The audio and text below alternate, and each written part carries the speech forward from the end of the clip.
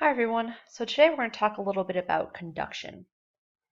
So of the three methods we talked about of heat transfer, the AP exam seems to focus the most on conduction. So just as a refresher, heat conduction is the transfer of heat between two objects in direct contact with each other. Right, so here is an image I found just with a quick Google search. I did not make this myself, of a person holding a metal pot. As we see, the heat is transferred from the electrical hot plate to the metal pot to the person's hand, and that person says ouch because he feels the heat. Right, so this is a heat transfer by direct contact, and that's called conduction. In general, materials that are good conductors of electricity are going to be good conductors of heat. So that would be metals such as copper, aluminum, gold, and silver would be some examples. And in general, materials that are poor conductors of electricity are going to be poor conductors of heat. So that'd be wood, plastic, and rubber, for example. Now, the average kinetic energy of a molecule in a hot surface or a hot body is going to be higher than in a cold body, right? So that's because kinetic energy is 1/2 mv squared. So the more energy it has, it means the higher speed it's going to happen compared to the cooler material, right? So if these two materials are in contact, so right here on the left we have the hot material, and on the right we have the cooler material. The way it's going to transfer energy is going to be through molecule collisions. So what will happen is when a molecule collides on this surface here with so here we have a high energy molecule colliding with a low energy molecule. They're going to collide, and what's going to happen is it's going to transfer some of its momentum in the form of impulse. So in a sense, it's going to transfer energy from the high energy particle to the low energy particle. And so because of that, we're going to have a net heat transfer, that's shown here with Q, from the hot material to the cold material. So what factors are going to affect conduction? The first of which is temperature difference, right? And that's pretty much what we just discussed. So the cumulative effect from all collisions results in a net flux of heat from a hot body to a colder body. So here in this diagram we see here, this is not just limited to conduction, this is also true for convection radiation. We're going to have heat flow from hot to cold. So this heat flux is going to depend on temperature difference. So we have delta T is going to be T hot minus T cold. So you can see you're going to get a more severe burn from boiling water than from tap water, and conversely, if the temperatures are the same, the net heat transfer rate falls to 0 and equilibrium is achieved. Right, so temperature difference is going to affect how much heat is transferred. Another factor that is going to affect conduction is surface area of the material. Right, so because the fact that the number of heat's being transferred by the collisions of the molecules in the materials, as the number of collisions increases as surface area increases. So heat conduction depends on the cross-sectional area. Right, so for example, if we touch a cold wall with your palm, your hand's going to cool faster than if you touch it with just your fingertip. All right, so we can see here conduction is going to be a function of surface area as well. It also is going to depend on material thickness.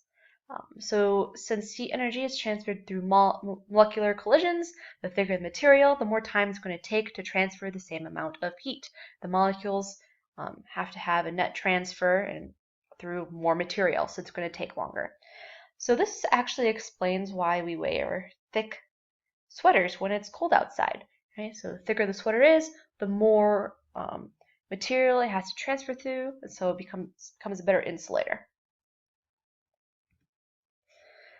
And finally, our last factor is going to be the coefficient of thermal conductivity, and that's to say that conduction, how fast it occurs, is going to depend on the material that it's transferring through itself. So basically whether the material is a good conductor or a good insulator of heat.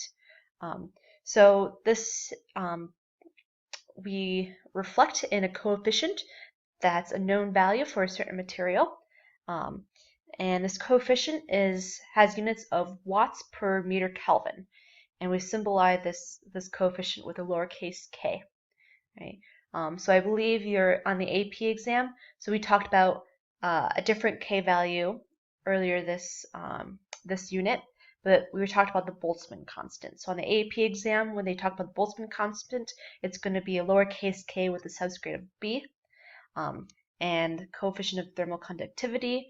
I don't remember if it's on your formula sheet or not, but if it is, it's probably just a lowercase k, or they'll just state in the problem that the coefficient of thermal conductivity is such and such value. Or you'll probably actually be calculating what that value is, perhaps. And finally, so if you combine these four things, we're going to get a rate of conductive heat transfer. So this here is actually going to be a rate that's expressed through a slab of material. So here on the left, we have the rate of heat transfer. So heat symbolized by capital Q. So it's a rate because it's over the time interval. This is going to be measured in watts or kilocalories per second. On the right-hand side here, we have that this rate is going to be directly proportional to the coefficient of thermal conductivity of the material. It's also going to be directly proportional to the surface area of the material, as well as the temperature difference across the slab. And this rate is going to be inversely proportional to the thickness of the material. Right, so if we see here, if we want something to be a good insulator, what's going to happen is we want this rate of conductivity to be as small as possible. Right, so in order for this to be small, what we can do is we can see here, we can very easily make this number small by, for instance, decreasing this constant value, so material that has a small coefficient of thermal conductivity, to say it's not a very good conductor in that material, conductor of heat. And we also want the material to be thick, right? As this denominator increases, that's going to cause our rate to decrease and become as small as possible. So they actually use this idea, and it's called the R factor. So they actually look at a ratio of L over K, so that's thickness over the constant, and that ratio is going to be large for a good insulator. So we were just talking about basically K over L, they talk about L over K. I just wanted to mention this factor because it's commonly quoted in household insulation, refrigerators, and stuff like that. So if you ever go shopping in the future for household goods, you might see this at Home Depot. Now, I want you guys to stop and think. So suppose it's a cold morning, you go outside to ride your bike to school, and while you're getting your bike ready, you put one hand on the wooden porch and one hand on the metal bike. Both these objects are the same temperature, right? We talked about that, I believe, in the first PowerPoint. We talked about the fact that everything outside is going to be the same temperature. They're in equilibrium with the outside air. But I want you guys to explain, in terms of thermal conductivity, why the bike feels colder than the porch. So pause, and then we'll go over what the answer is. So the reason for this is metal has a faster rate of thermal conductivity. So the metal conducts heat away from your body faster than the wood does. Therefore, the metal feels colder than the wood, even though they're the same temperature. All right, thank you guys.